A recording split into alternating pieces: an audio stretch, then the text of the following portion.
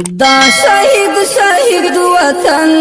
دا یتیم ملت خدایا ته پوری مهربان شي ته یې ساتي عزت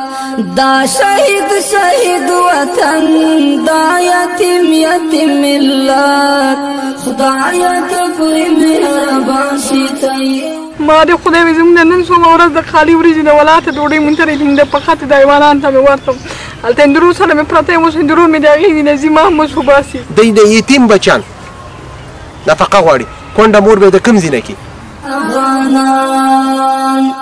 بېل تای بل څوک نشته چې پرې وکړي شفقت